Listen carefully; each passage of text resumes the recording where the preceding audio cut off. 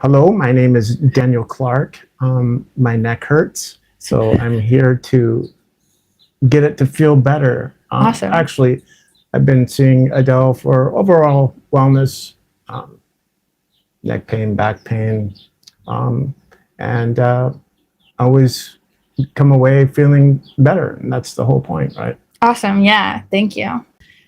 Your process as you're pursuing becoming a massage therapist and really unpacking your healing potential as well. And that's been something fun we've been unpacking together with sessions where I've been able to visit your massage studio space and chit chat as you're developing your direction in that. Do you want to talk about that a little bit?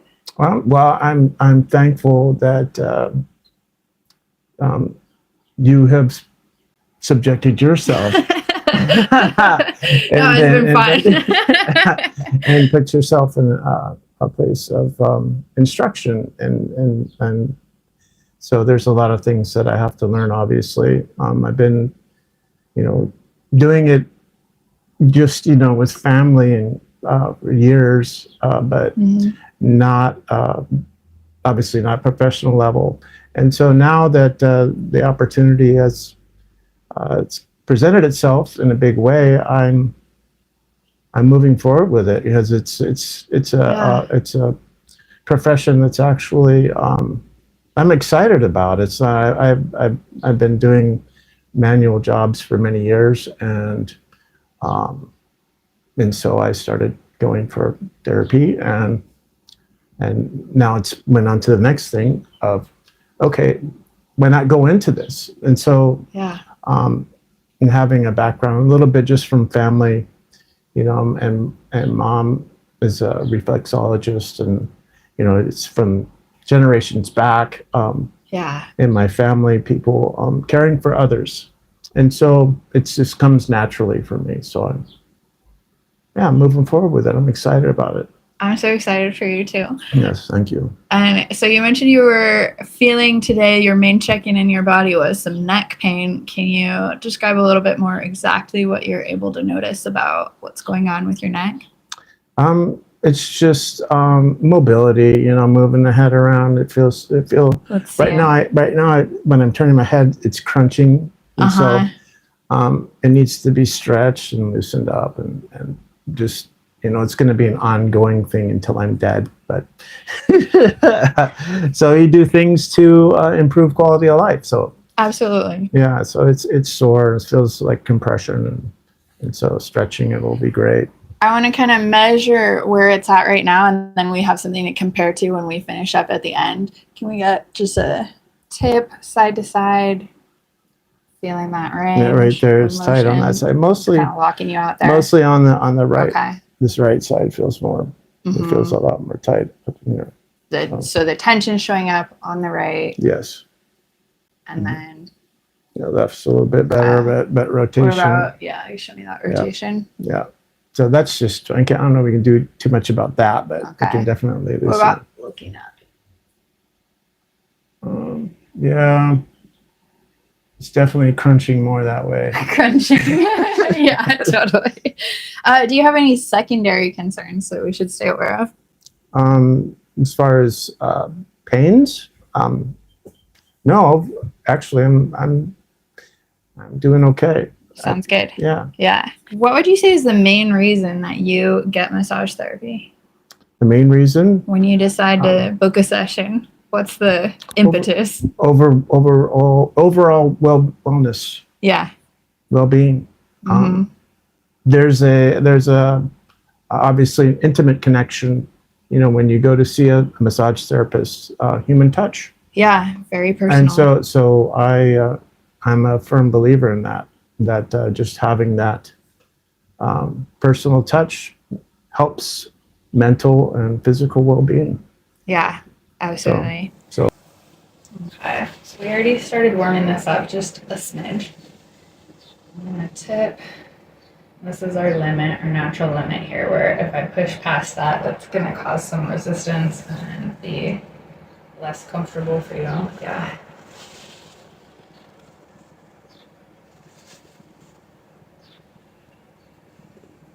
Right here, I'm picking up a little disorganization in the scalenes. And this is a sternocleidomastoid muscle running from the sternum right here and the clado or clavicle right there, and running into the mastoid process of the skull. This muscle is super important for neck issues. That is almost always implicated when we have chronic neck pain. So roll up here. And kind of just keep this back of the neck extended a little bit, and I'm tipping your chin a little closer to the chest than it would naturally sit, which allows that SCM, sternocleidomastoid, to shorten. And that's where it's going to get a chance to start resetting with its own programming, and then also just stimulating a little bit, because every time that we are pressing, causing friction in those muscle columns, sets of muscle fibers, we're also encouraging fluid movement and increasing circulation, really fine level circulation of actual blood, and also the liquid that's going around inside the body outside of the blood vessels, which is the interstitial fluid.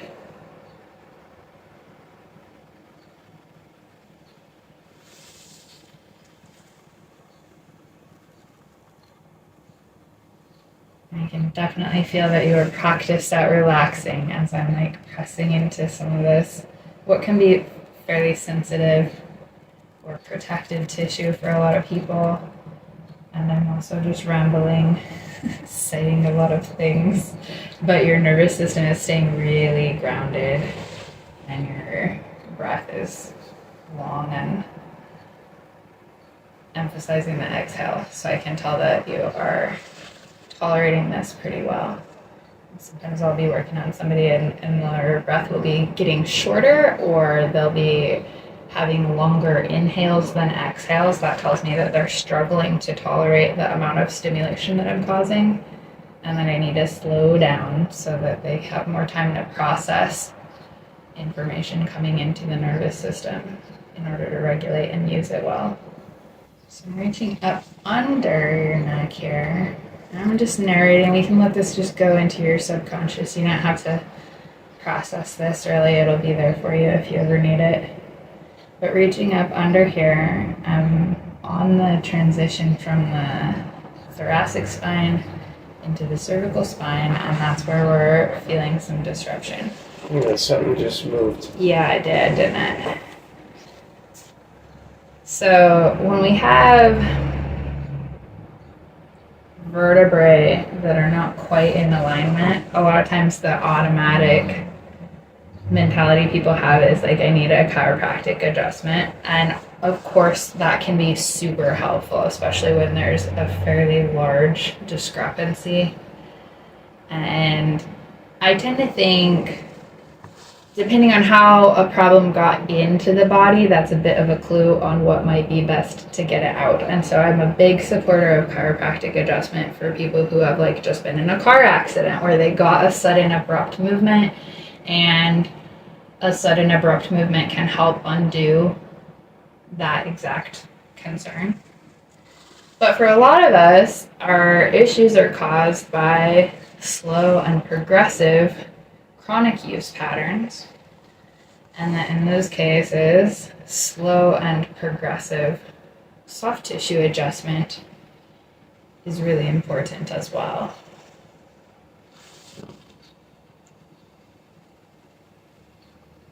So we do have, this is the T1 vertebrae, is sitting a little bit to the right of where I would want it, a little bit rocked out of its like most ideal perfect positioning.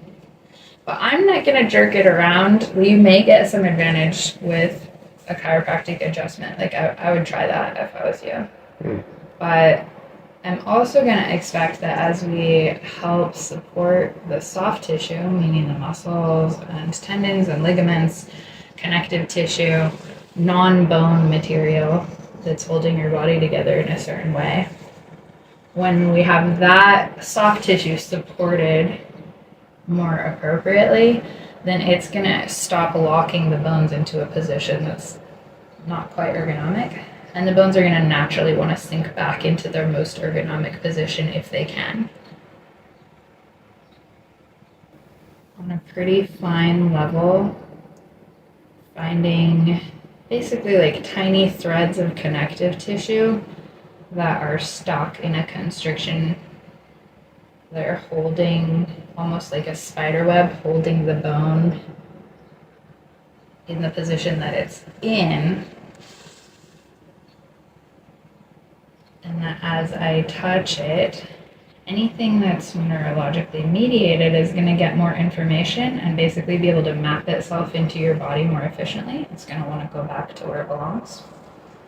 Anything that's not neurologically mediated is probably pretty small, like literally small, because the nervous system is in charge of everything. So if there's no direct nervous system instructions coming there, then simply using mechanical friction is going to help realign those fibers. They're usually collagen fibers,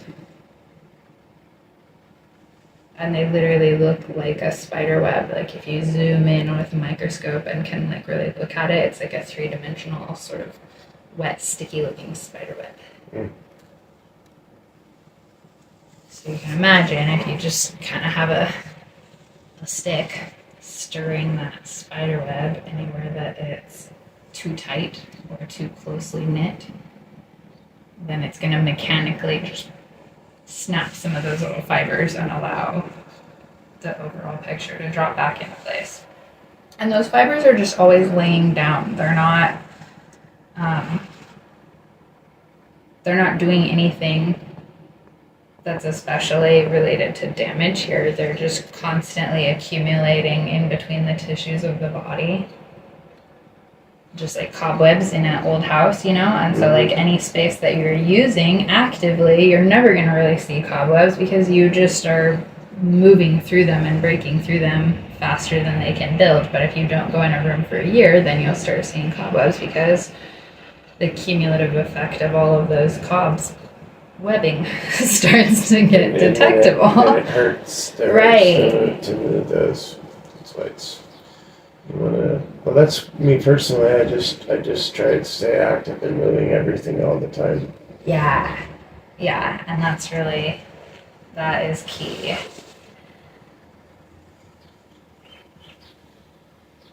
Oh, that was good movement there. We've got enough opened up that I wouldn't say it's all the way back where I want it to be, but that T1 C7 junction just got a lot more appropriate angle. I'm happy with that. Can you feel the difference? It feels great right now. I can feel it feels open. Okay. I don't feel any tension. You were saying it was the right side that you were mostly having discomfort with. Yeah, it's an ongoing thing. My neck is it's an ongoing situation. And I do want to check in on the left as well, because a lot of times we sense the sensation of something being out of alignment on one side, but the structure that's keeping it stuck that way is actually on the other side. So this scalene is running from here up into the skull, and experiencing that muscle as the line that it is actually really helps us to map the sensation and to use the sensation that we get from that muscle in a more meaningful way. And all of that mapping is happening in the brainstem, and the subconscious mind essentially is taking care of most of what happens with our positioning in space and the way that we're moving our bodies. So when we started, we've got these like larger bundles of muscle tissue that are kind of stuck together, but as they ease up and get a little bit more space, then they're going to move individually. And so then the information that we're picking up is finer detail of the muscle fascicles. And this is somewhere that we're really careful because we're pretty close to the carotid artery. So I don't want to disrupt any of the blood flow to that brain. So you might be able to see it in the camera. I can see it visibly where your carotid artery is right now. Mm.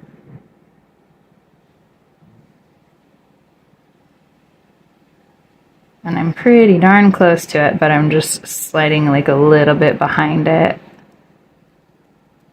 onto this muscle fiber. This is one of the really important reasons to go to massage school. Yeah. Mm-hmm. To get trained on those areas that are dangerous. And like, you know, I know that you're very sensible about like not pushing into anything that might be an endangerment zone. It's interesting that it's a law basically in Hawaii, because I'm part Hawaiian. Yeah. I can do, it's called lomi, but it's basically, which means loving hand, right? Uh-huh. So massage. So I mean, there's no other state that I know that you can do that, but so I'm thankful that you really need to pay attention to what you're doing, and I'm looking forward to knowing limitations and where things are. And, so everybody, you know, there's nothing that I'll be doing that'd be bad for the person at all. You know, I want it all to be what it should be and be as effective as it can be. So by knowing where things are, like what you're doing, you know exactly where you're going with your fingers and what's happening. And so it's really important to know those things. I mean, it's beneficial just to have that, you know, massaging, touching, like you said. But if you're going to go deep, right, then you really need to, I mean, and staying in one place like what you're doing, you need to know, you gotta research it and understand how the systems work. Yeah, exactly. That there's a difference between, you know, I think anybody in a family system, in a relationship, like whatever, like we can learn how to have a really sweet impact on each other's nervous systems and give calming, soothing, non-sexual touch that promotes healing. And also, if we want to do some of the more detail work that addresses specific structural concerns, then there's a lot more like safety considerations that I appreciate. There's some regulation around protecting consumers from. No, you can hurt people. Yeah, exactly. I've come away from a massage and I felt like garbage because of the way that the therapist, her mindset, I think is what it was. But in the sense the way that I got massaged, it was like, this doesn't feel good. So that's one thing I can say. If it doesn't feel good, if you're in pain on the table, whatever they're doing, say something. Don't just, you know, you gotta let them know, no, that's too much pressure, or that's this, or that's that. And let them know, let the therapist know. Because if you don't, then you could end up being sore when you shouldn't be. Absolutely. I love you sharing that, and that is so important for people to hear. I think that's going to be like one of the clips that does really well. Yeah. Your little Just- soundbite there is just like because important. you're laying on the table and they're the therapist, then they need to you need to pay attention. That's all, and say, oh, I don't like that. If you don't like it, voice it. It's too painful. Just say, don't do that. Until don't worry about hurting the therapist's feelings. You are paying for the service, so yeah. Just because they have the credential, you need to voice where you're at. Some people, they just want to be courteous. They're so kind that they'll lay there and they'll take the punishment. And they don't want to offend somebody, the therapist or whoever it is, and they don't want to be the problem. It's like, no, you are the reason. What you're laying on the table is for you to be well. It's not for the therapist to be well. It's for you to be well, and you're there to put your frame of mind, your body, everything in a better place. And so, not sit there and not be able to breathe. You're laying on the table, and your sinuses are clogged and dripping. You can't breathe, and and they're jabbing you in the spine with their elbow. It's like, hey, I need a napkin, and can you back off a little bit, right? Yeah, absolutely. That's like a great example of language to use with your therapist. I also will sometimes tell people who like seem to be struggling with that kind of communication, like, you can always tell me just a percentage of adjustment. Like, do you need me to go 10% deeper in order to not feel ticklish? Do you need me to go 10% lighter in order to not feel startled or uncomfortable, you know? Yeah, you got to communicate. You have to communicate, yeah. Like, this is part of our goal here in massage therapy, is to create these experiences where you are fully in charge of your experience, where you feel like served and cared for and nurtured, and that you get a space from your daily life where you're taking care of everybody else and everybody else's feelings, and to have one place that's really just about your feelings and being able to protect that and advocate for yourself and get like the absolute most from that.